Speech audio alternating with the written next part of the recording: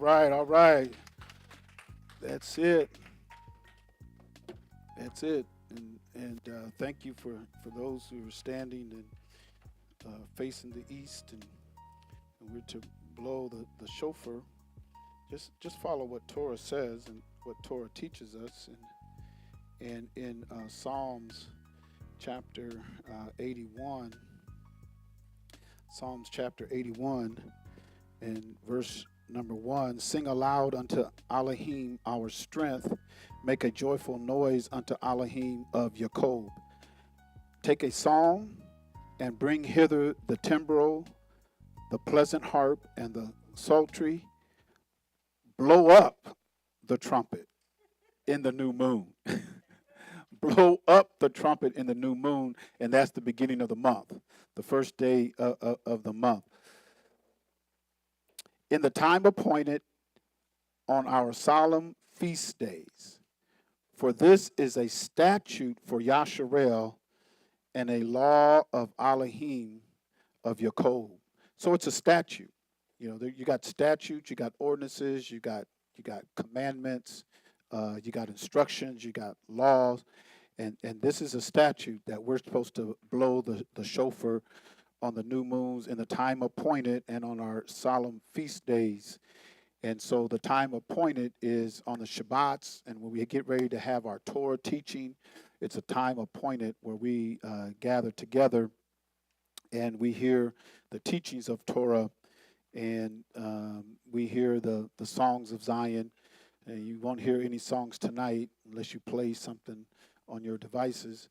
But usually on the Shabbat, we come together and we have our songs and we sing our songs, and we give praise unto the Most High, Yahuwah, who has chosen us. We didn't choose him.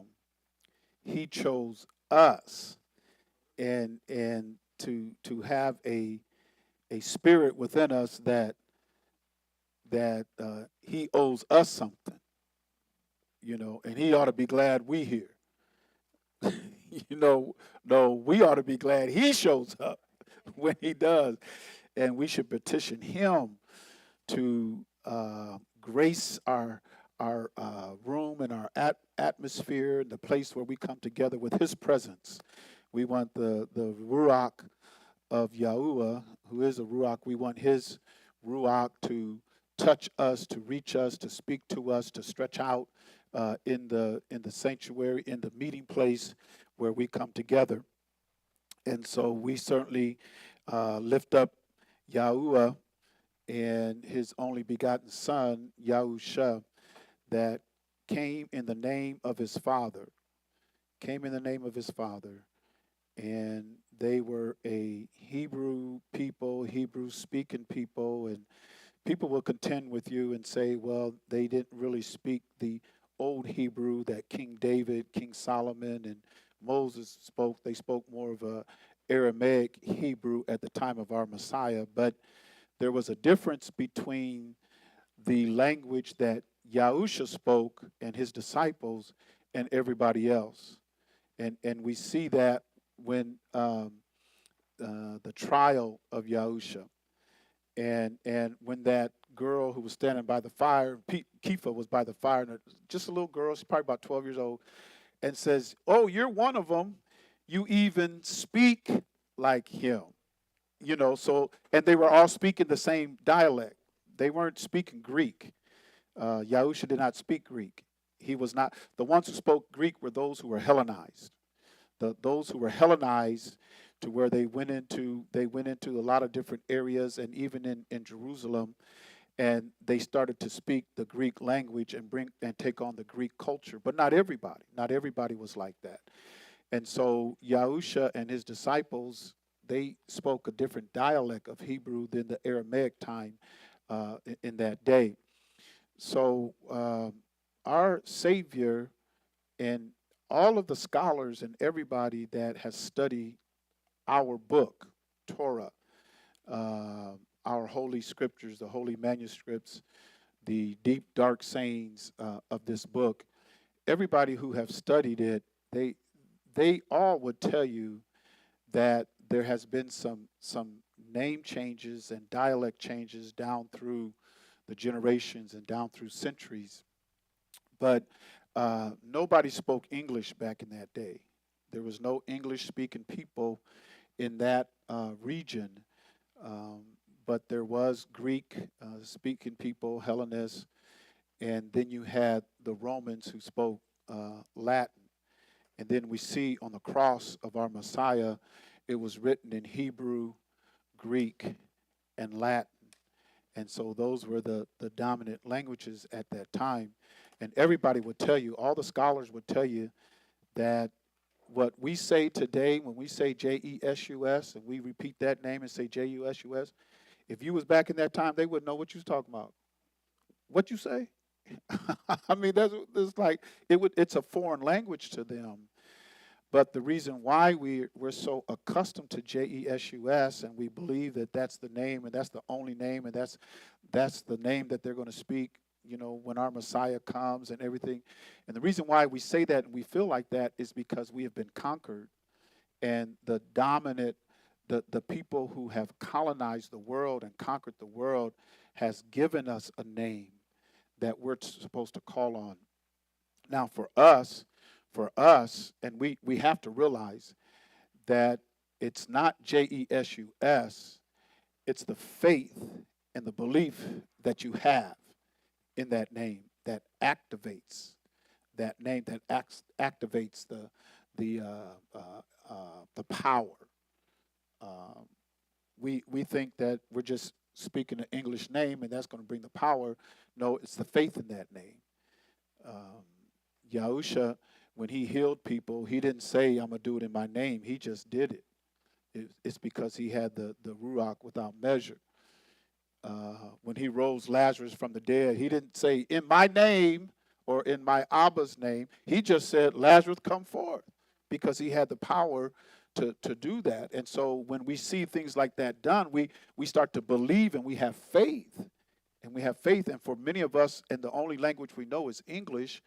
And so through our faith and our belief in that name, we see things happen. We see things happen, but we have to understand it's because of the faith that you have. My faith, now that I know and I want to get closer to the understanding that they had back in that day, and knowing that there was a language and how his name was Yod, He, U, Shin, Ayin, and the pronunciation of it. And I do realize that we speak more of a modern dialect of Hebrew than what they spoke back in that day.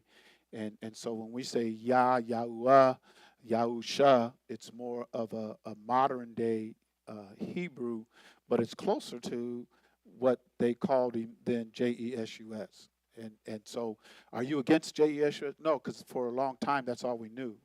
That's all we had. And so you move in the faith and the belief that you have. Now that my understanding has been enlightened and I know better now, I know more now. I know more now than what I did last year. I know more now than I did in 2014. I know more now than I did when I first started walking in this faith. And so as we grow in wisdom and knowledge, then you become more of what we say renowned. You become more renowned. I'm more, and it's nothing to be puffed up with, being prideful. That's not what. It's not about pride or being puffed up with pride. But he challenges us. Who challenges us? Abba challenges us to know more. He wants us. Shaul told Timotheus, study to show yourself approved unto Elohim. Approved unto Elohim. Shaul didn't say, Timotheus, I want you to study to show yourself approved unto me, because I'm sending you out. That's not what he said. He said approved unto Elohim. And then what did he say after being approved unto Elohim? How am I approved unto Elohim? What do I have to do? When Shaul gave that command to Timothy, study to show yourself approved unto Elohim, and do what? A workman that needeth not to be ashamed, And what else? Rightly dividing the word of Elohim. And so everybody that speaks on the behalf of Yahuwah, if you say you're speaking on the behalf of Yahuwah, and I know for a fact, because the more I study and look into this, I know for a fact, people don't realize what they're saying, especially when they say, Yah spoke to me, or God spoke to me, or the Lord spoke to me, and I'm here standing, I got an assignment, I'm speaking for the Lord. And I'm thinking, you really don't know, they really don't know what they're saying, and a lot of times they're puffed up with pride and arrogance, because to speak for Yah, and you say you speak for Yah, you better not be making mistakes. Let me show you something. This is something that we've been kind of getting into the last few Torah studies that we've had, because I look around, everybody here. I mean, I don't have to put Acts 2:38 up here, unless you want to see Acts 2:38. Unless you want to hear, you got to repent. I think everybody's repentant. You got to be immersed in Yahushua's name. Well, I think we all been immersed in his name. You got to be filled with the Ruach HaKodesh. And, well, we all been filled with the Ruach, so now what? Now what? I've been there, now what? Because he wants us to go on to perfection. There is a walk, there is maturing, there is a maturation process. He wants you to have knowledge. He wants you to pursue wisdom and instruction. So in Genesis chapter 17 and verse number 1, and listen to what he says here, because I think people need to have a little bit more respect and awe unto him and reverence him. Quit calling men reverend. Reverence the Most High Yah. Why? Because he told us we ain't supposed to fear man. And every time you say reverend, I'm almost at the place, Most High Yah, take my voice if I say anything about Al Sharpton and being in that position. Take my voice. I'll just take it down. Because there's no way. And we call people, we move around and we call men all these things. The only one we're supposed to reverence is Yahuwah. That's who we're supposed to reverence. Men, mores and moras, you're just a vessel. And you have to understand that in his house, he has vessels unto honor and he has vessels unto. So which one are you? Which one are you? Because, yeah, because now in his house, it says in Yah's house, there's vessels of honor and there's vessels of dishonor. So which one are you? Because I think, especially when I hear men and women teaching and stuff, and I listen to them, man, I want to be humble. I come before, I want to be humble. I got to humble down. I got to bow down. I got to realize that every time he drops something on me, it's coming from the Most High Yah. He gets all the glory, praise, and honor. Listen what he says here in Genesis 17:1. And when Abram, because this is before he went through his name change, was 90 years old and 9, Yahuwah appeared to Abram and said unto him. Now we have to realize that the writer here is writing and he's looking back. This is not at a present time. Abram did not have a scribe that was with him. The prophets, they would have scribes. The king, they would have scribes. The judges would have scribes. Abram didn't have a scribe. So when we see this, the writer here, the scribe, is looking back. And how they look back, these stories and things was given from father to son, so that they wouldn't lose it. And back in that day, they would live a long time. Now, some of us have seen 3, 4 generations. They seen like 5, 6 generations. Hey, we got to go talk to the old man. And you the 6th generation. And you got to go talk to the old man. We got to go talk to the elders, you know, and hear what they have to say. Because anybody that's been around 100, 200 years, 300, they didn't seen some things, they didn't heard some things. You know, I was thinking of Isaac. Isaac was 60 years old when he had his first child. We think we doing something at 21. I'm 21. You ain't. Anyway, but listen what he says here. And he said unto them, or he said unto him, I am Almighty Elohim, or El Shaddai. I am El Shaddai. Because remember, who knows where I'm going? Exodus 6 and 3, and we're going back to Genesis. Exodus 6 and 3, he says, and I appeared unto Abram, or Abraham, unto Yishak, and unto Jacob by El Shaddai. But by my name, Yahuwah, was I not known to them. Or, that's almost how it sounds. By my name, Yah, I was not known unto them. Now we say Yahuwah, but it's continents. I said continents. Huh? Consonants. It's consonants. There's no vowels. And we say it with a vowel. It's more of a, if you can, that sounds kind of, oh. But that's about how that's how he would say it unto them. And if you notice, it's really, you're just kind of breathing through your nose and your throat. It's just kind of breath. Like when you breathe, what do they tell you? Inhale, exhale. Don't they tell you inhale, exhale? So you inhale, you exhale. Inhale, you exhale. And that's almost how his name is. It's just like you're breathing. Because remember, he breathed into Adam the breath of life. And he became a living soul. And so when we say Yahuwah, but it's more of a,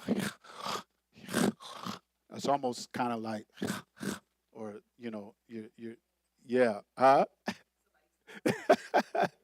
But it's kind of a harder pronunciation. But for a lot of us, it's foreign because of how we understand Torah.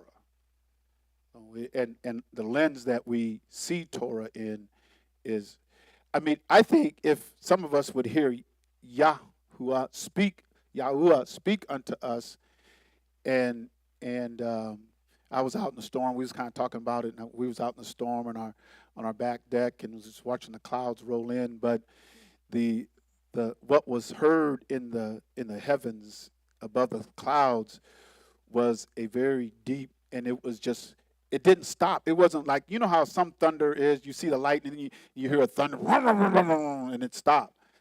It went on and on for, like there was a conversation going on. It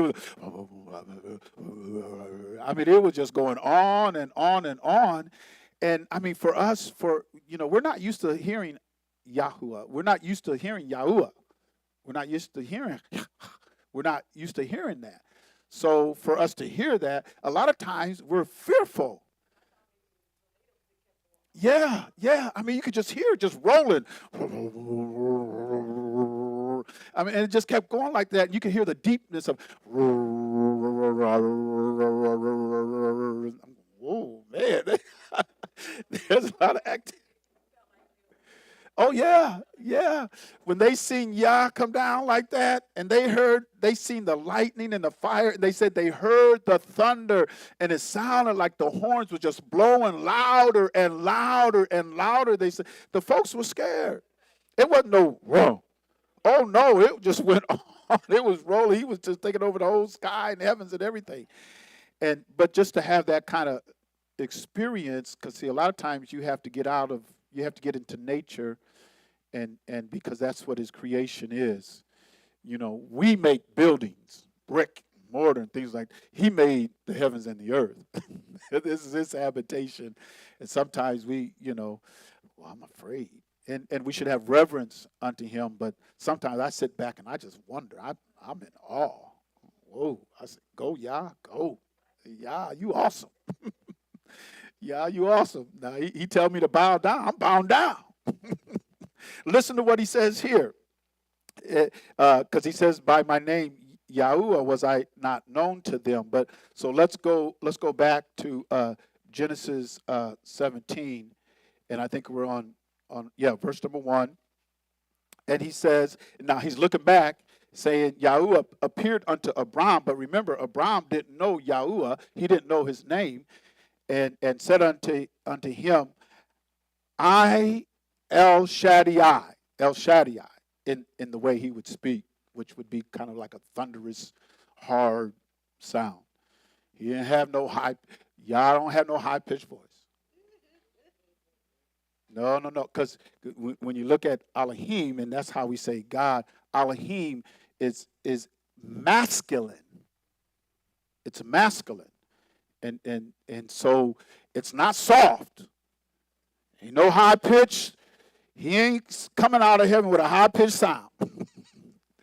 Like he got a lot of sugar in his tank. He ain't like that. Get off that. Yah's masculine. Get out there and hear some of that thunder roaring. He got a deep voice. That's why he wants a man to be a man. He even told Job, stand up and be a man. I want a man. I'm making men. I ain't making boys.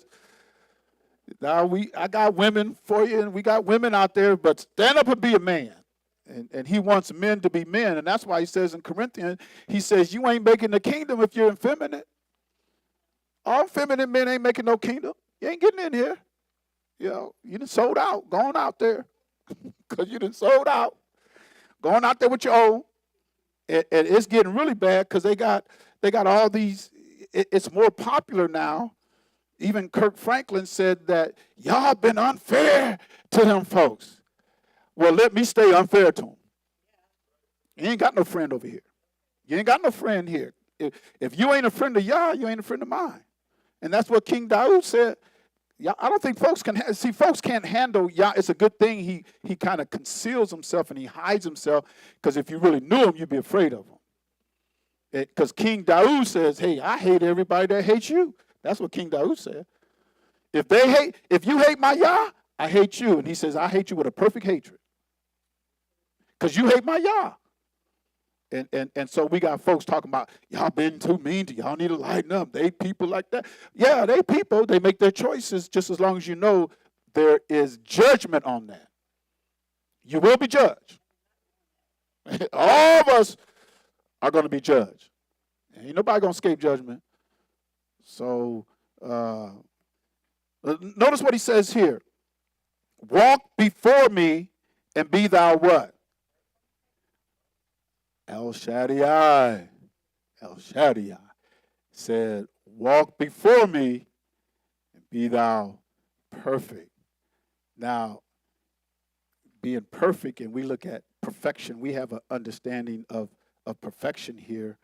But when he's saying be perfect or be blameless, and let's look at this in some other translations. I'm going to go to the BBE, which is the Bible in basic English.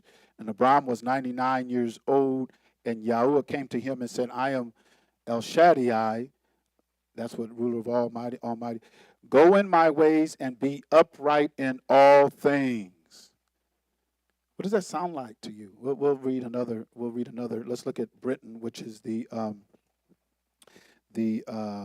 English translation from the Septuagint.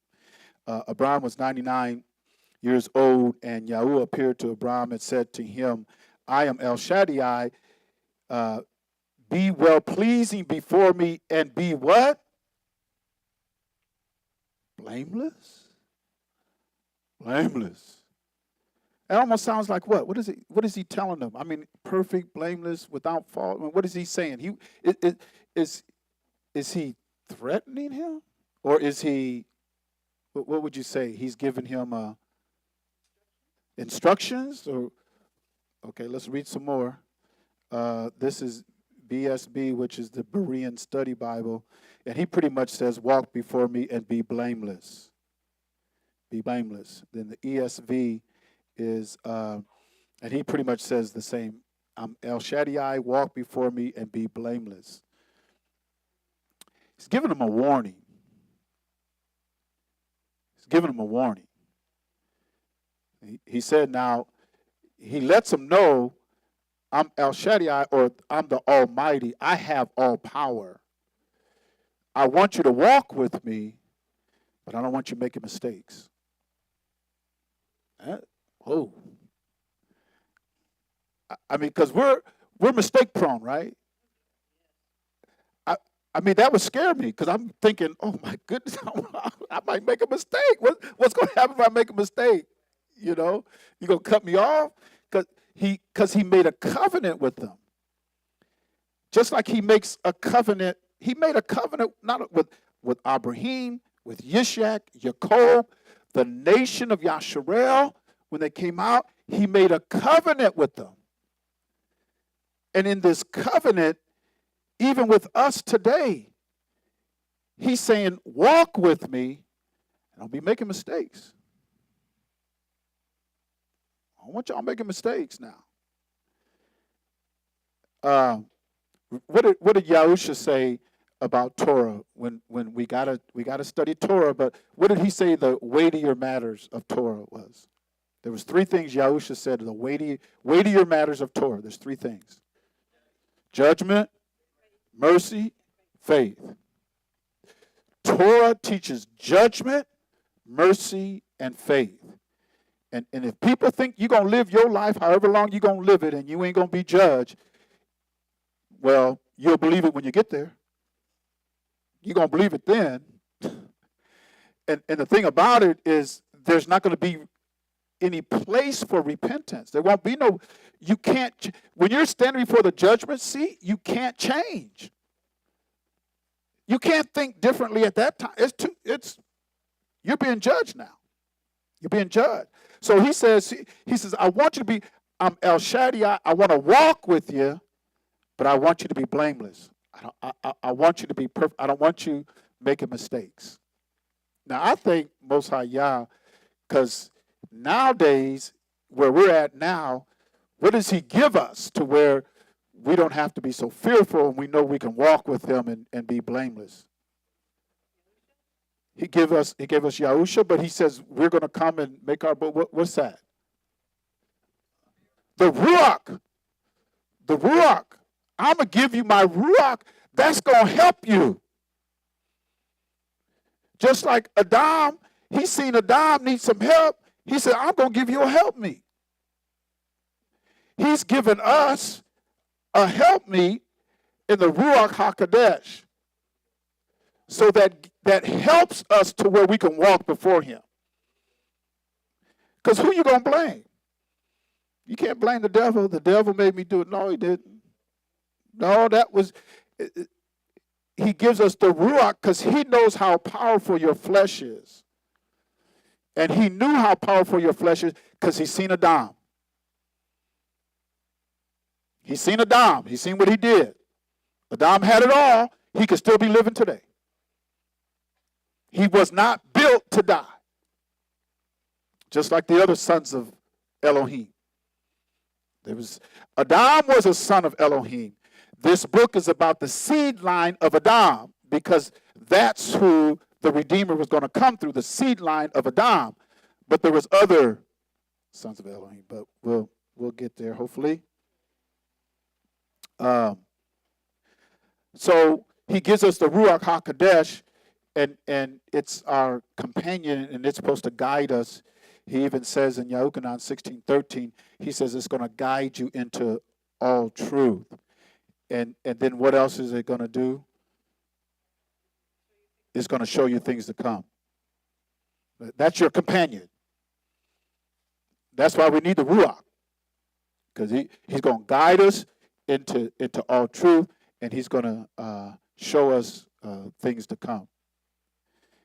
And if you lie on the Ruach, you done sealed your doom. Can't lie on the Ruach now. Yeah, no. You can't speak against the Ruach. Yahusha says all manner of sins will be forgiven unto man. But when you blaspheme against the Ruach, when you lie against the Ruach, you didn't seal your doom. You didn't seal your doom. So, and he gave us that Ruach. So we have to be, that's why he says, I want y'all to walk before me, and I want y'all to be blameless, or I don't want you to make mistakes. That coming from El Shaddai, the Most High. Now, we say El Shaddai, which is the Almighty. When we say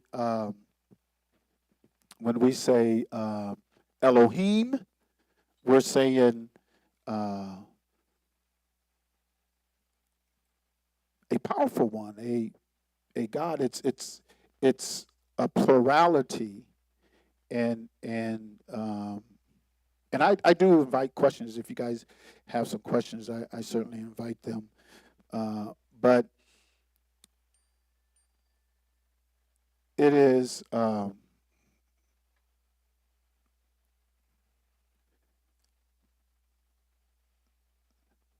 Elohim is a plurality. It means more than one. And there is other Els or Elohims. And I think we should recognize that, especially if you want to understand the first commandment. If you really want to understand the first commandment, then you have to understand that there are other Elohims or other Els. Why would he be? Okay, let me show you. Let me show you something. In Genesis chapter 14, and starting with verse number 17.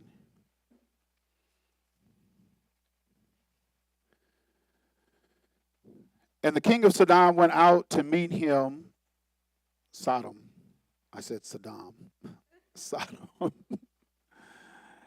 And the king of Sodom went out to meet him after his return from the slaughter of Chedorlaomer and of the kings that were with him in the valley of Shavah, which is the king's dale. And Melchizedek, king of Salem, brought forth bread and wine, and he was the priest of the Most High. I guess I want, in the backdrop of your mind, I want you to realize that you are under a covenant. You're covered with a covenant. I want you to just keep that in your back mind. Am I right about that? I mean, we're in covenant with him. In order to get in a covenant with him, some blood has to be shed. You've got to cut some blood. And the blood that was cut for us to get into this covenant with him was through his son. It was cut first at Mount Sinai. He made a covenant with Yasharel as a nation, but Yasharel lost out. He hasn't, when I say lost out, he hasn't forgotten about them, and he still has a covenant with them, but he renewed that covenant with his only begotten son. He renewed that covenant. And so blood was shed to renew that covenant. So we're under covenant with him. And I just kind of keep that in the back of your mind, especially when you go to the Ten Commandments. Because you cannot read the Ten Commandments and don't realize you're under a covenant. And some blood has been shed. Because Yahusha says, don't think that I've come to destroy the law or the prophets. I have not come to destroy that. But Rome says it's over. that covenant that he had with Israel, he's no longer bound to that covenant. And now that we're under Yahusha, we don't have to worry about Torah. We don't have to worry about instructions. We don't have to worry about law. That's what Rome says. Jerusalem doesn't say that. Rome says that. So I just want you to kind of keep in the back of your mind the covenant and who you're in covenant with. Because there are other Elohim. There are other Elohim. Well, can I give you 3 witnesses to show? In fact, I'll give you more than that. Because the more I study Torah, the more I'm realizing, oh boy, okay, all right. Because my mind is open, my heart is open. Feed me, Yah. Feed me. Feed me. I'll give you 3, and then I'll give you 1 a little later. Okay? There's other Elohims, other God. And some of y'all, you should know this. Genesis, I'm just going to read them real quick. Genesis 1:26. And Elohim said, let us make man in our image. In our image, let us make man in our image, after our likeness, and let them have dominion over the fish of the sea, and over the fowl of the air, and over the cattle, and over all the earth, and over every creeping thing that creepeth upon the earth. So Elohim created man in his image. In the image of Elohim created he him. Male and female created he them. So we got sons of Yah, or sons of Elohim on the earth. All right, so let's go to Genesis 3:22. And Yahuwah Elohim said, now this is Yahuwah out of the Elohim. Elohim means more than one. So Yahuwah Elohim said, behold, the man is become as one of us, to know good and evil, and now lest he put forth his hand and take also of the tree of life and eat and live forever. Therefore Yahuwah Elohim sent him forth from the Garden of Eden to till the ground from whence he was taken. All right, that's 2 witnesses. Now let's go to Genesis chapter 11. And let's see, verse number, let's start verse number 6. Genesis 11:6.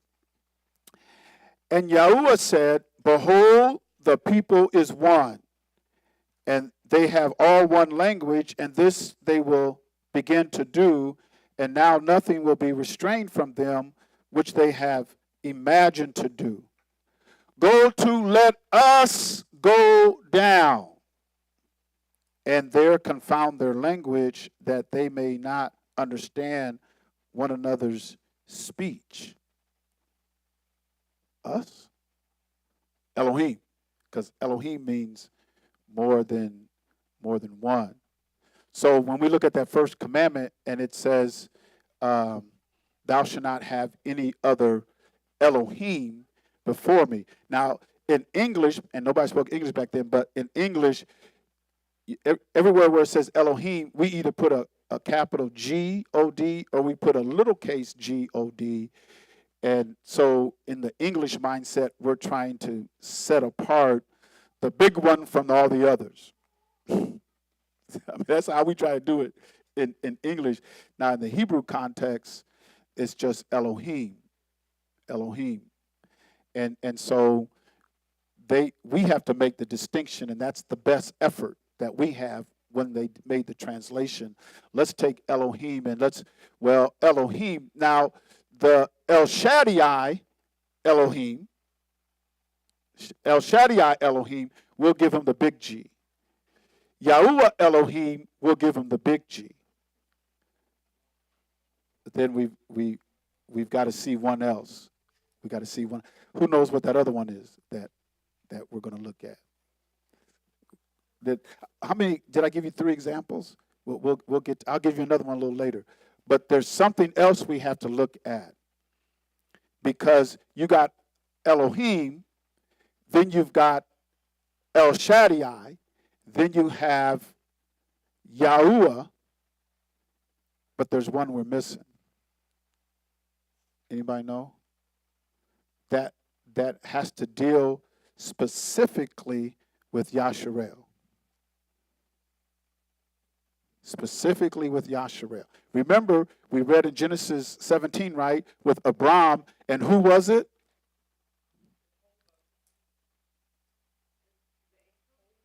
In Genesis 17 and 1, who was it?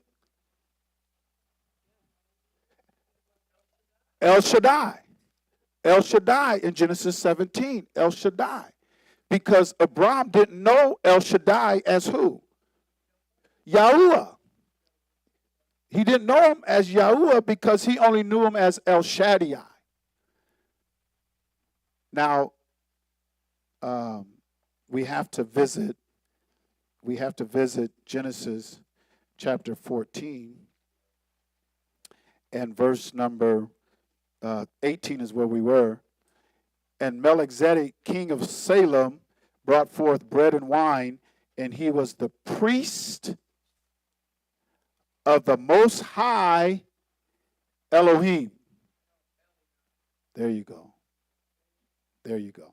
So let's look at let's go into our lexicon and look at the Most High. In Genesis 14:18, notice he was priest of the Most High.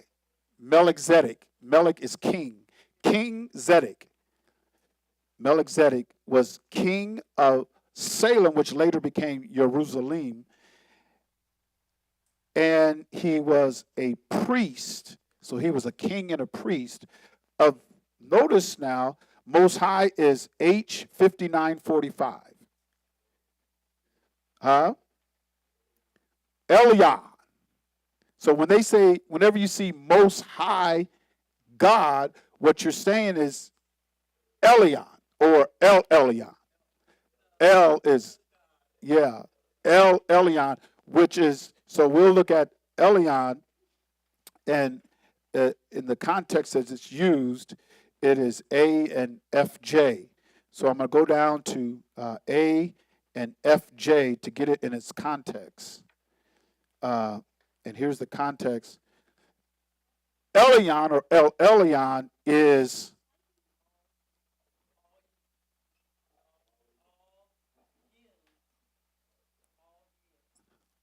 all Elyon or Alyon. You can say all or the A sound or L. Yan. Yan. Yeah. All Yen or Elyon. A lot of people know it as Elyon. Elyon.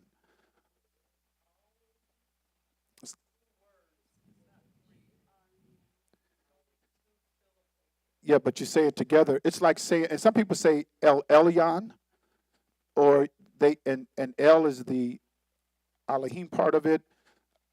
Elyon. Elyon means high or the highest. He's the uppermost. He's above. The reason why they say Most High or Elyon is because he's over all the others. He's over all the others. All the other what? All the other Elohim. All the other Elohim. So when we say Most High, what we're saying is El Elyon. We say it in English, we say Most High, but in the Hebrew, especially the modern, you're saying El Elyon.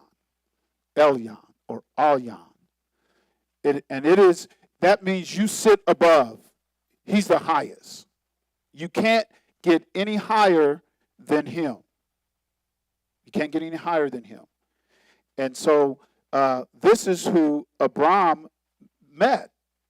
Abram met, he met Melchizedek, and Melchizedek was the priest, not of the Els, but or not of the Elohims, but of El Elyon, the highest.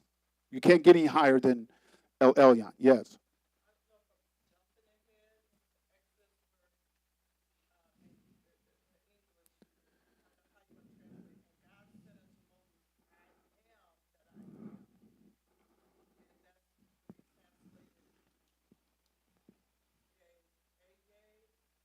A higher Yasher, Asher, a higher Asher, a higher.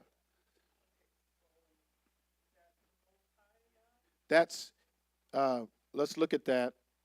Exodus 3, it was at 14. And Elohim said unto Musha, I am that I am, or Ahaya, Asher, Ahaya.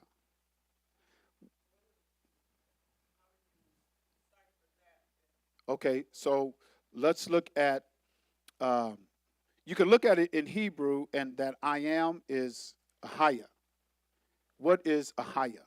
Is Ahaya, and a lot of people think Ahaya is his name, but that's not what he was saying. Because when we go all the way back to Genesis 1, in the creation, you're going to see Ahaya. You're going to see Ahaya. So let's look at this in the Hebrew lexicon, that I am. Notice it's H1961. H1961. And it is to breathe. It's to breathe. In the context, it's MV, so the root word means to breathe. So I go down here to M, exist, breathe. V, exist, to exist or have breath. That which exists has breath. In Hebrew thought, the breath is the character or someone or something. Just as a man has character, so do objects. So what he's saying is, and he's saying he exists. I'm the breath. You breathe, that's me. That's who I am. So remember, it's H1961. Now let's go to Genesis chapter 1, and let's look at verse number 3. And Elohim said, let there be light, and there was light. Now let's look at that in the Hebrew context. Let there be is H1961, which is Ahaya, because Ahaya means to breathe. So when he says, let there be, and he moved upon the face of the water, and he did all that, Ahaya means to breathe, to have existence. That's what Ahaya, it's not his proper name.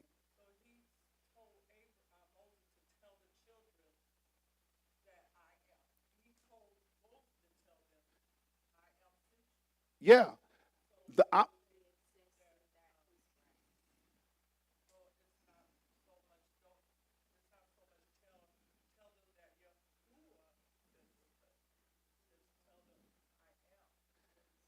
Okay, so, and this is the English. So now let's look at it in the Septuagint, because Septuagint predates King James. So I'm going to go to the Brenton Septuagint. And Elohim spoke to Musha saying, what? The being. I am the being. Who sent you? Life, breath, exists. That's who sent you. Really, he's telling them ain't none of your business. But, you know, what he's saying is you need to accept my messenger. Because, see, a lot of time, when Musha seen the bush burning and everything, and he heard the voice, did he know who it was? He didn't even know who it was. He didn't know who it was. And he was, you know, Moses was brought up in Pharaoh's house. So he had the best education. He knew languages. He knew all that. He knew he was a Hebrew. So how could he hear his voice and not know who it was? And that's why he says, well, he said, who are you? He said, who should I say sent you? It's like, you don't know who I am? Just tell him the being sent him. Because later on, he gives him his name. Later on, he gives Musha his name. He says, Abraham, Isaac, and Jacob, they only knew me as El Shaddai, but I'm going to give you my name. Because who else asked him for his name? Wasn't it Jacob? When he wrestled with him? And he says, what is your name? He said, I ain't giving it to you. See, sometimes we think we can push Yah around. We think he's our genie in a bottle. You're going to do what I say. What? It's just like disrespectful children. They ain't have no respect for parents or adults. They think they can push adults around. What? What'd you say, boy? Now, y'all know some of these kids today, they wouldn't have made it back when we was growing up. Oh, man, they would have had backhands, teeth missing. Oh, yeah, because we got handled. And now it's like you can't even touch them. They want to call the law. Oh, no, you're going to get a whooping. You're going to get spanked. And we let that happen because you got parents that won't discipline their children. And children run the house.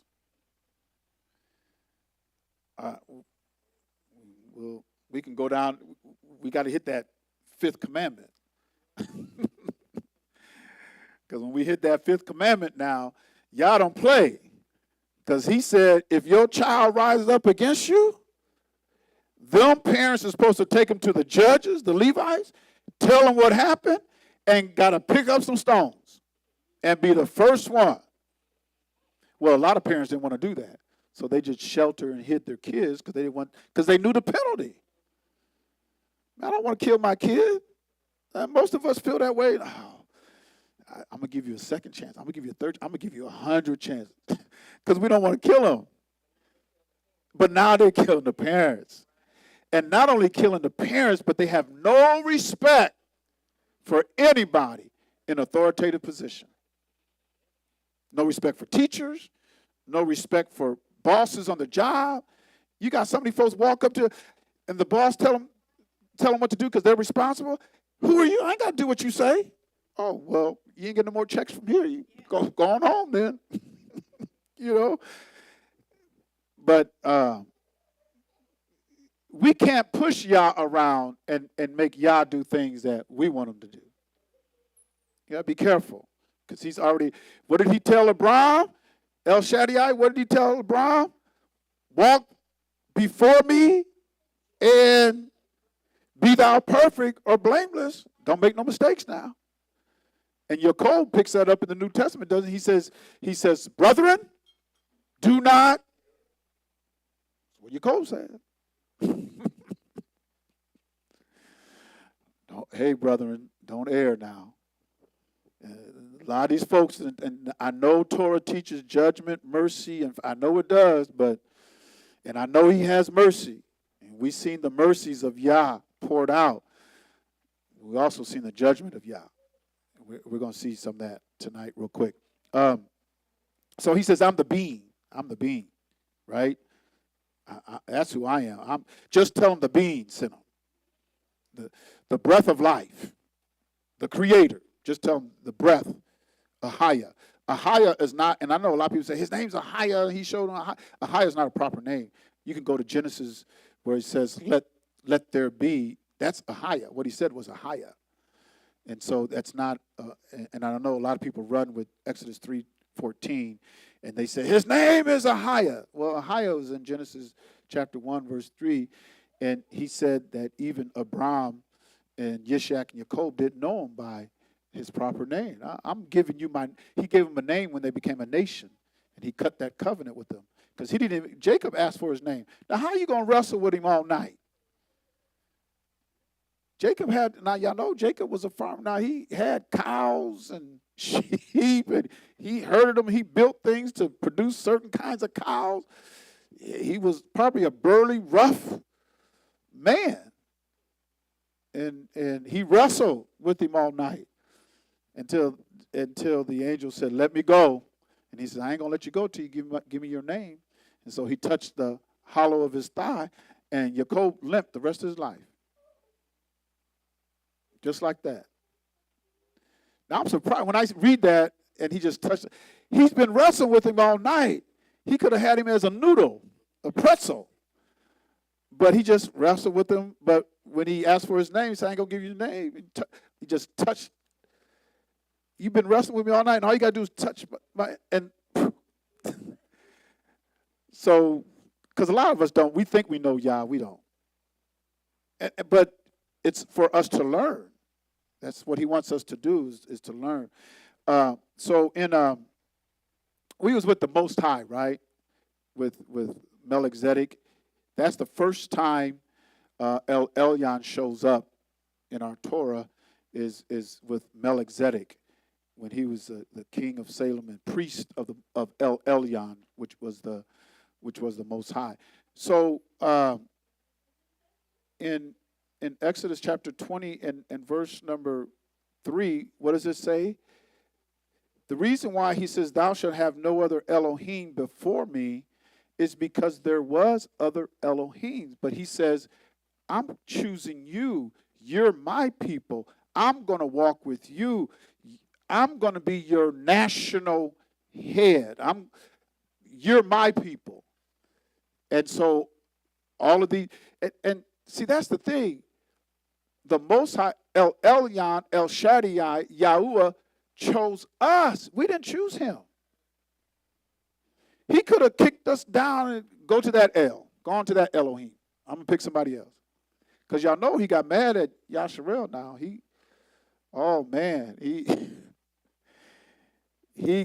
was rough. He got tough, on Yasharel. And I'm telling you, you don't want to play with him. You don't want to mess with him. That's what Nebuchadnezzar said. Oh, man, y'all better leave that Elohim of them Hebrews, y'all better leave him alone. Y'all don't want to mess with him. Because Nebuchadnezzar had his Elohim.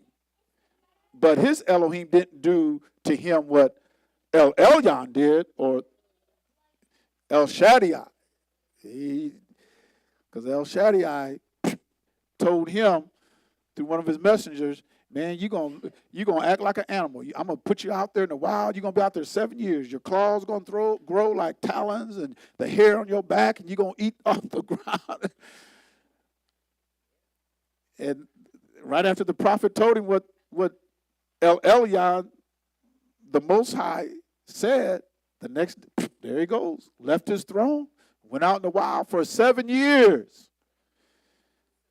And then he came and said, and then he go, man, y'all better leave that Elohim of them Hebrews. Y'all better leave him alone. You don't want to mess with him. So when he chose us, he said, now I don't want you to have none of these other Elohims. Don't have none. Don't bring none before me. And that's one thing that Yasharel has always fallen into, that trap of paganism. Even today, you can't get Yasharel out of paganism. Now, I'm not saying all of Yasharel, because you got Yasharel, they're coming out of it, but you still got a lot of them that you can't get them out of paganism. I don't care what you say. You're not going to get them out of paganism. The only one that's going to do it is the Most High Yah. He has to open their understanding, open their mind, and deal with their ruach to wake them up to realize, hey, y'all need to stop that. Because when I think about, and I don't care what name you put on them, you call them Apostolic, Pentecostal, Church of God in Christ, Baptist, y'all don't care what you call them, whatever you want to call them. But when they bring in the tree and they do all this other stuff, that's paganism. You can't tell me y'all speaking to them people. I'm not convinced. Well, they some holy people.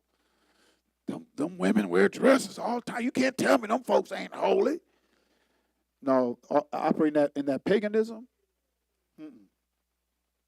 Let me show you something. Matthew 24, Matifyahu 24, and verse 24. Because some folk think there's only one Mashiach out there. That's not what Yahusha said. He said, for there shall arise false Mashiachs. And notice there's more than one. And false prophets. And what are they going to be able to do? What is a false Mashiach going to be able to do? Shall show great signs and wonders. Because some folks would tell you, oh no, I didn't see devils leave. And you're still practicing paganism. Man, I seen somebody come back from the dead. But you still practice paganism. Oh man, I done seen miracles. Folks come in here with wheelchairs. We put them up on the wall. But you still practice paganism. Because they don't believe this.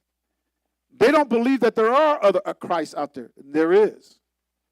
There's other Christs and false prophets. He says their signs and wonders are going to be so great, if it's possible, the very elect will be deceived. And you know who the elect that are deceived are? The elect turns into rejects.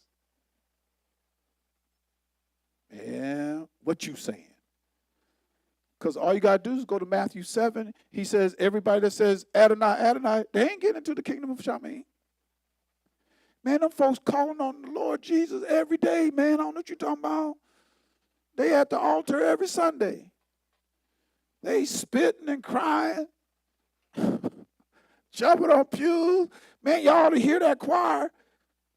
Man, I went up in there. That was a spiritual place.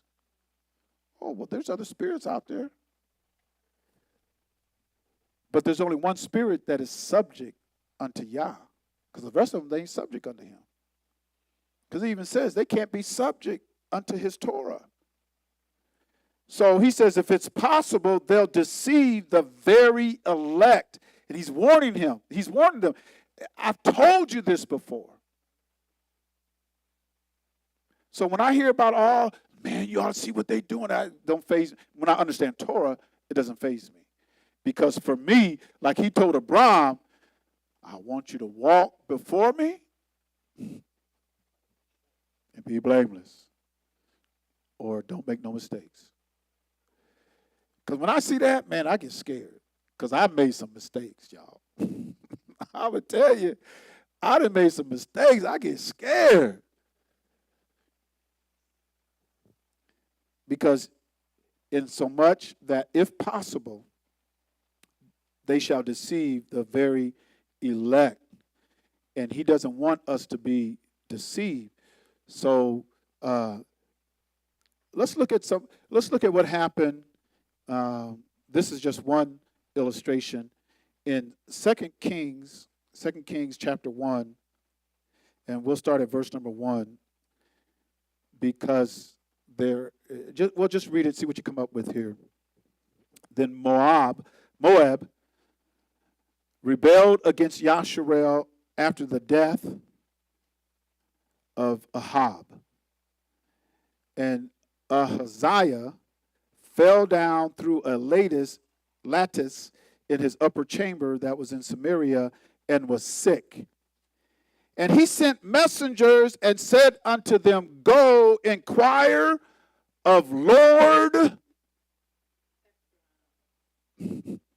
Baalzebub, which is, because they even talked about it, this is what they call it. They had the nerve to say Yahusha was this.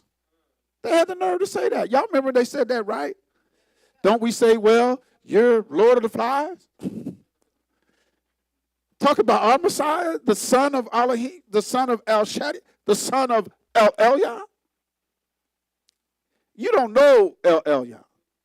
Because El Shaddai say, walk before me and don't make no mistakes. That's what he said. But anyway, let's listen to what he said. And he sent messengers and said unto them, go inquire of Baalzebub, the Elohim of Ekron, whether I shall recover of this disease. Here he was the king of the northern kingdom. Now, y'all know better. Come on now, y'all know better than that. Y'all know better than that. Don't you know you're under a covenant? Don't you know he purchased you? He wants you for his people. Those people, Ekron and all those people, they can have that. Yeah. And when I see stuff that go, well, go and have them. Y'all can have them. I'm under a covenant. I've been cut with a covenant. Yes.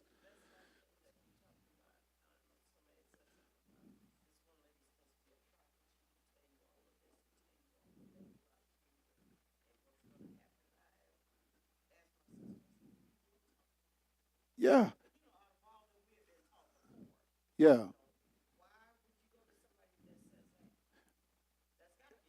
Yeah. I mean, what? And I would take him to First Samuel. What is it, 15 or something? Where, yeah, he went to Saul went to the witch of Endor. That cut. You're done. I mean, like that. You're done. He even told Samuel, "Why are you still crying over? I'm done with him." That's it. He's cut off. Like that. There was no repentance. I think Saul even tried, wait a minute. You know what? He said, "No, I'm done with you." Because if you know Yah, I mean, he don't play with all that other deities and stuff. Yeah, no. I made a covenant with you. I shed blood. No, I ain't. Don't be going to nobody else. And we entertain it. And we laugh about it. He'll forgive you. I'll be glad when you wake up because he'll have mercy. He was Saul. He said, I'm done with him. So, because in our Torah, in our covenant, we don't suffer a witch. If you in this camp and you a witch, you're going to die. I don't want to die over there. Then get out. Get out of this camp. Because while you in here, because when you out there, now that's you out there, going with your guys. We have El Elyon, which is the Most High. He's over all the others. And he's going to judge the whole world. He's going to judge everybody. And he has a place for Satan and his angels, all those other L's. He's got a place custom made for them because they can't die. They have eternal life. So he's got a place that is eternal for them. Like it says in Matthew 25, he says, the lake of fire, which was made for the devil and his angels, custom made. But in Isaiah, he says, I got to make it bigger. It was made for all those other L's, all those other guys, the devil and his angels. That's who it was made for, but I got to make it bigger now. Because the heart of man, he just wants to go there. You want to go to hell? Go ahead. I'm not going to stop you. I can't stop you.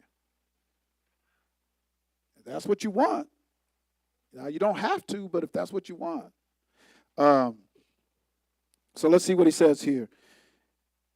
Go inquire of Beelzebub, the Elohim of Ekron, whether I shall recover of this disease. But the angel of Yahuwah, the angel of Yahuwah said to Aliyah the Tishbite, arise, go up to meet the messengers of the king of Samaria, the northern kingdom, and say unto him, is it not because not a Elohim in Yasharel? You don't know who I am? Here, you the king over Yasharel? Because the higher up you go in him, the greater your responsibility, the narrower it gets. It's almost like you can't make mistakes. The higher up you go,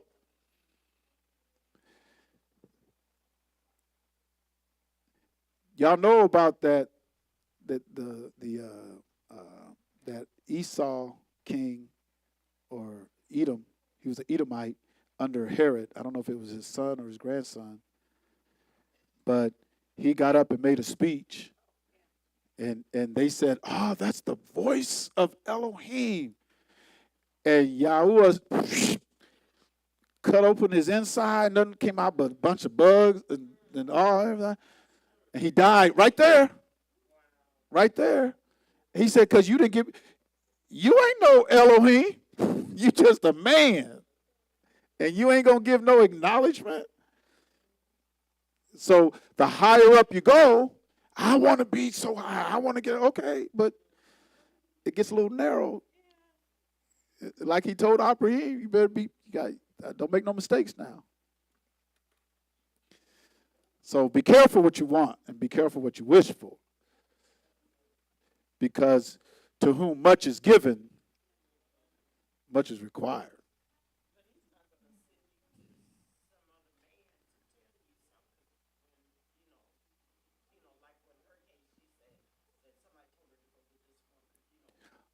Yah ain't going to do that. No. Yah's not going to send his people to, what do they call them? I mean, I know they're witches, but they're called sage. What else are they?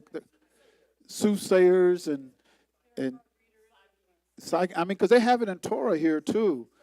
What do they call them in Torah? Sham? Yeah.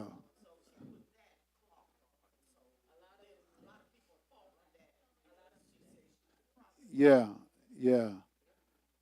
And when it talks about prophecy and stuff in Torah, your sons and daughters will prophesy, you go to the prophets and you were able to open up what they said. It's not that you take the place of Isaiah or Ezekiel or Jeremiah. No. You're able to take their writings and speak on them and open up the understanding. You're prophesying. He says your sons and your daughters will be able to do that. Because in this book, there's a lot of dark sayings. He says that in the first chapter of Proverbs. In this book, there's a lot of dark sayings, and it takes the ruach of Yahuwah to search the deep things of Yahuwah. It tells us that in 1 Corinthians, the second chapter. It's his ruach that searches the deep things, that goes into those, that goes into the Torah, the mystery of the Torah, and able to unlock it and open it up.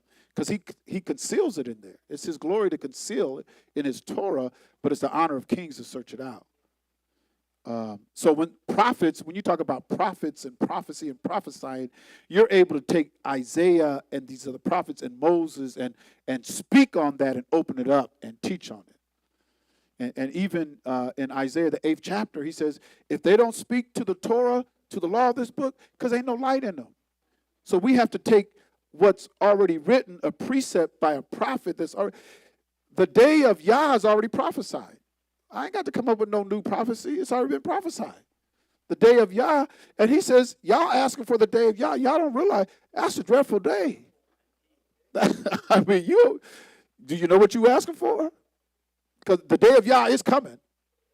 It is coming, and we're not too far from it. We start to see him dealing with these nations. And I want to say this, and those who are listening, when this nation starts to crumble, it's going to be almost like overnight. And you ain't going to have no time to get ready.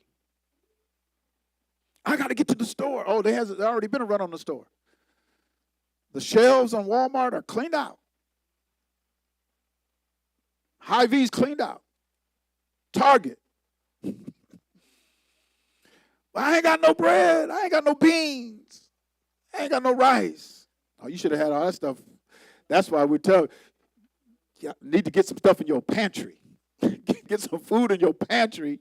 Get you some nuts and get you some stuff that you can bags and keep them there. And just because when it happens, it's going to happen quick.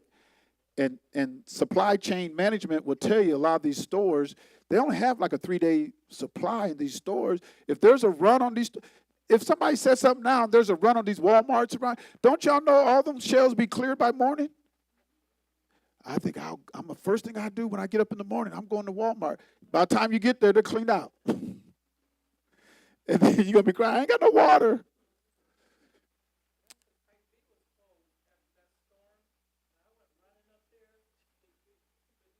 Couldn't get in. And some of those places, the computers went down.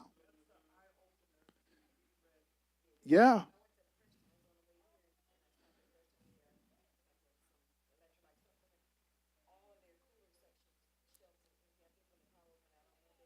Yeah. Yeah. Yeah. And so that's why we have to keep a ready supply in our homes, because if it happens and it happens quick, there ain't gonna be no time to go to the store. I'm gonna get to Walmart. Yeah, might get out there, use your gas to get there, then nothing's there. Then you look at your gas tank and the light comes on and the gas stations are down.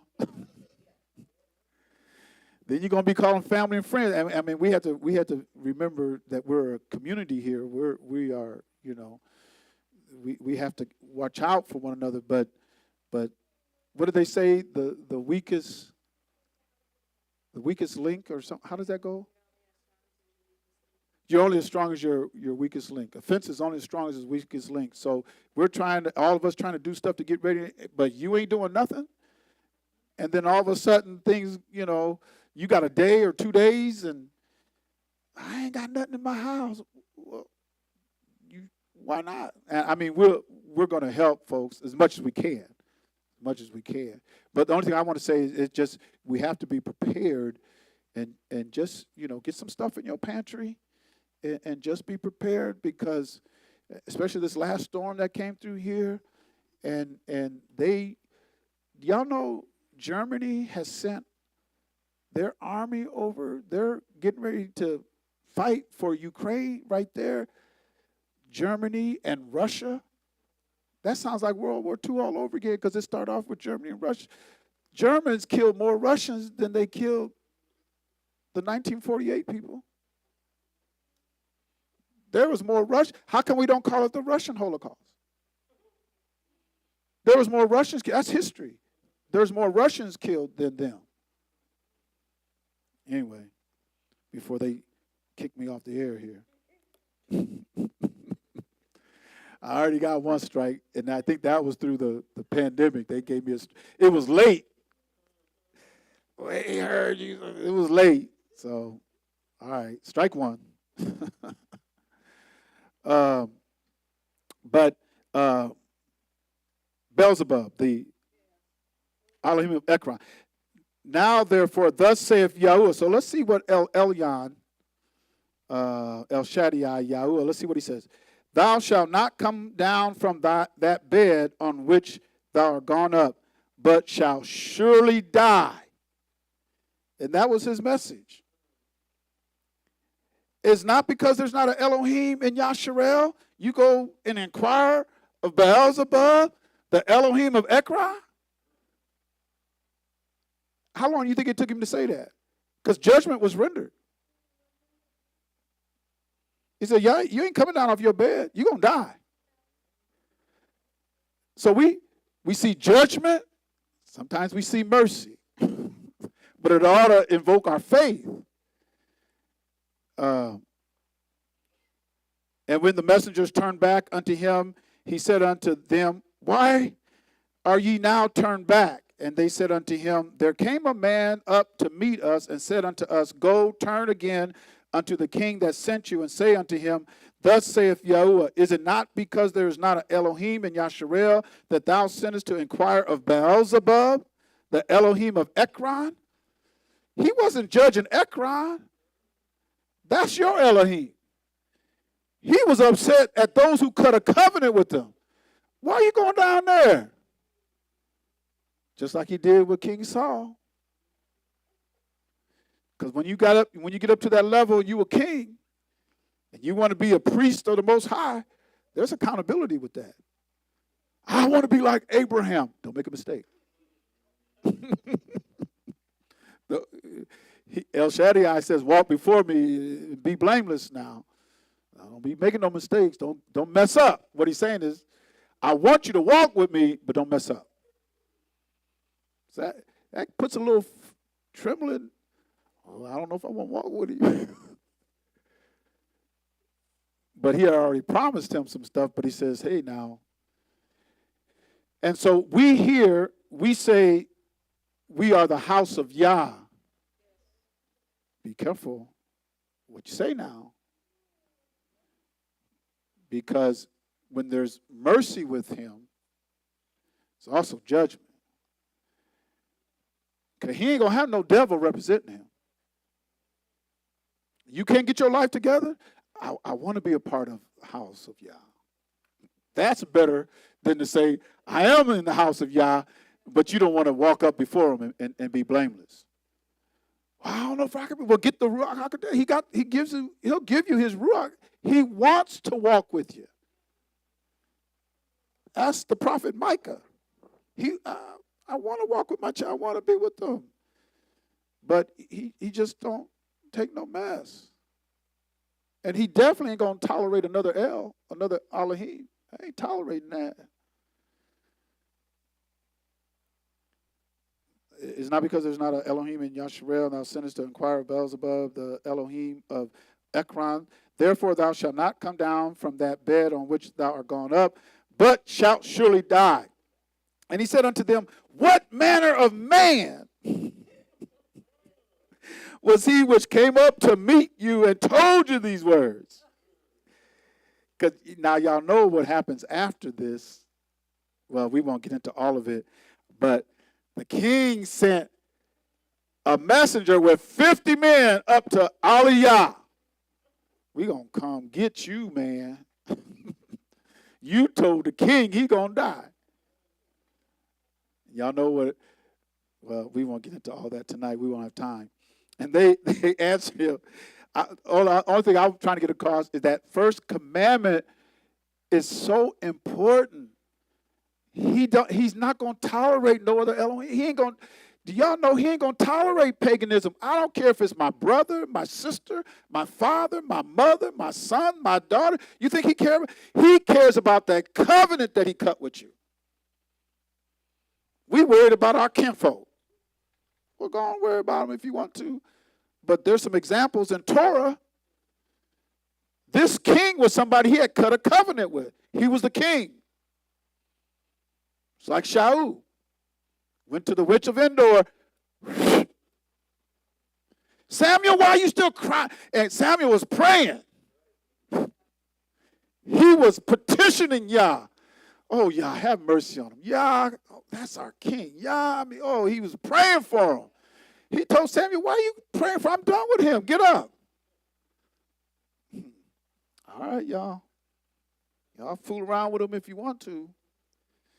Because if you say you're part of the house of Yah, you better walk before him now. There's a certain way we got to present ourselves. And he answered him, he's a hairy man and girt with a girdle of leather about his loins. And the king said, it's Aliyah the Tishbite. I know who you're talking about. He was a true prophet. But we won't go on because it does say at the end of this chapter, it does say in verse number 17, so he died according to the word of Yahuwah, which Aliyah had spoken, and Jehoram reigned in his stead in the second year of Jehoram, the son of Jehoshaphat, king of Yehuda, because he had no son.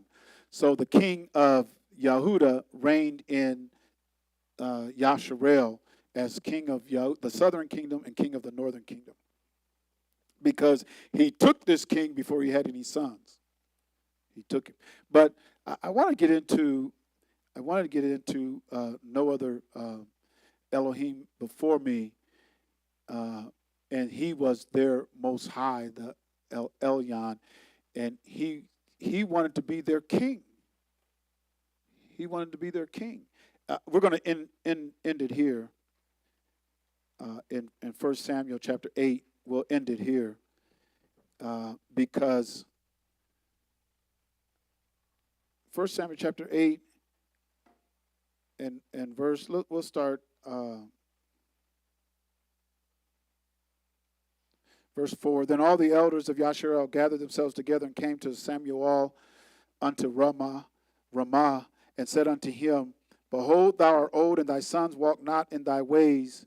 Now make us a king to judge us like all the nations. So when the Most High Yah wanted to be their king, and it says here, and the thing displeased Samuel when they said, give us a king to judge us. And Samuel prayed unto Yahuwah. And listen to what Yahuwah says. And Yahuwah said unto Samuel, hearken unto the voice of the people in all that they say unto thee.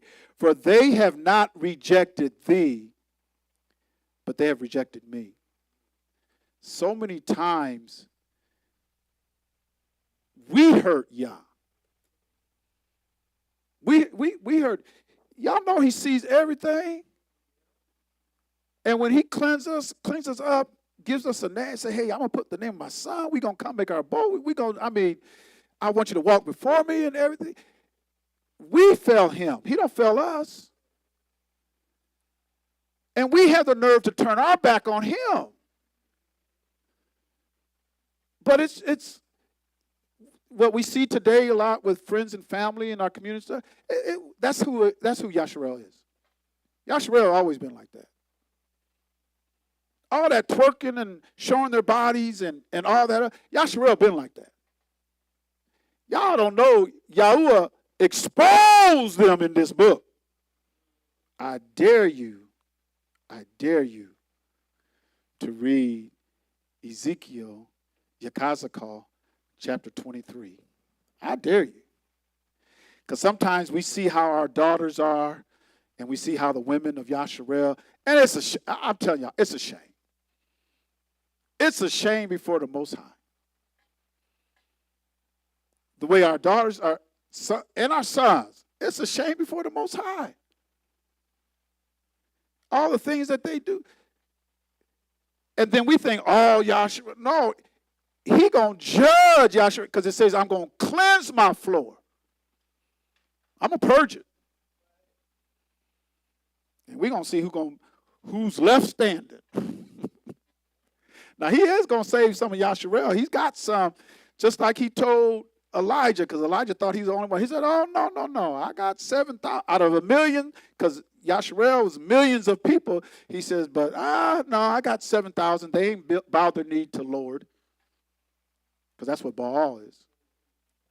Baal in Hebrew is translated Lord in English. So he said, I got something. They ain't bowed. They have not bowed their knee to Lord. I got 7,000. But Yasharel has, because even in Ezekiel 23, it does deal with pornography. I dare you to read it. Huh? And we think a lot of this stuff, Solomon said, ain't no new sins. He said, ain't nothing new under the sun. Man, they committing new sins today. Ain't no new thing. They had male prostitutes back then. Male prostitutes. The whole tribe of Benjamin had to be purged because all of them was homosexuals. Oh, yeah. This book exposes he exposes people because it was written to Yasharel. It wasn't written to all these other nations. I'm dealing with y'all. I'm showing you who you are. Because he told Moses, I done seen this people now. This is a stiff-necked, hard-headed, tattooed people. They messed up. Yasharel messed up, but he's got some now. Don't think that, no, I ain't like that. He got some folks that's standing for Yah, walking before him and being blamed. No, I got some elect. So we're still on that first commandment. I don't want you to have no other gods before me now. No other Elohims. He don't deal with paganism. And we think all them folks are saved. You're going to be surprised. You're going to be surprised. Because he says, I only got a few. He says, only a few people going to find it. Well, I thought he going to save all. He going to, because see, we don't understand what it means when he's talking about soteria. Because we think he going to save all. We don't understand the difference between rescue and deliver from your enemies and sins forgiven. We're dealing with two different things. Your sins being forgiven and being rescued and delivered. We're not talking the same thing. Now, in English, we think it's all the same, but it's not.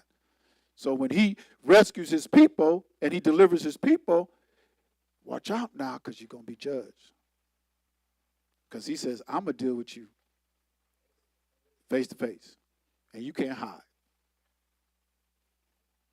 Can't hide. And he's going to say, I never really knew you. Depart from me, ye that work iniquity. I'm done with you. He talking to his own people.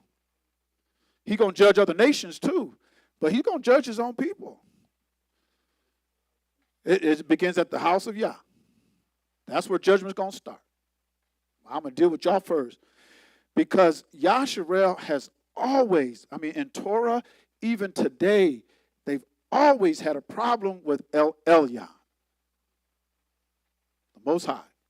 He's over all of them. El Elyon. I'm going to give you my name. I didn't give my name to nobody else but y'all. And y'all want to deny my name. Well, I didn't know any better. But now I know. I can't use that ignorant is bliss card. I can't use that because I know now. I know now. So just remember, if you're a part of House of Yah, he cut a covenant with you. Because the more I think about it and he deals with me, man, that you're representing the author of this book. That's pure, set apart. He's pure. He's so pure he don't even want to look on sin. And you say you're representing him. That's a tall. Just know so you know what you're saying. Like he told Abraham, walk before me. Be blameless. And I'd be thinking about that. I'd be looking at that. I'm going, I done made some mistakes. So I come before him repentant. Humility. I bow before him every morning. Bow before him every morning. Every morning. I don't want to miss out. That's my time. I don't want to miss that time. Come before him and with reverence. Because if you say you represent Yah, and you continue in sin, you messed up. You messed up. It's better, like Kiefer said, it's better you never known. You be better off if you never known than to know the holy commandments and then turn from them. Oh, man, because you got a great responsibility now. All right, questions out there? Man, there's just so much here. You can go on for days. You can go on for days. Talk about Yah, because there's so much. There's just so much in Torah. I figure if I study for 2-3 hours, I should be able to talk for 2-3 hours. If I can sit and study for a while. Yeah. All right. If no questions, comments, then we're going to bring this on down to a close. We're going to say shalom. We're so glad you're able to join us on today, to be with us, and we'll be back on the Shabbat. And those who are in the house of Yah, we're going to be planning for our trip for our Sukkot. It is a feast that is a part of our covenant with him. We cut a covenant with him. And I know we might, some folks talking about, y'all ain't doing it on the right day. He said in the season. This is the season. We're coming into that season for tabernacles, for Sukkot. And I don't know if anybody's got the right day. We're trying to study the Zakinium Council. We're trying to study, come up with the new moon and when the feast are and everything, and try to come out with it. But Yahusha, when he gets his people and he deals with us face to face, we're gonna keep the feast, and it's gonna be right, because it's gonna be with him. So it's gonna be right. He even told his disciples, I ain't going to drink this cup again till I drink it with you in the kingdom. So, and that cup he's talking about is Pesach. So he going to have Pesach with us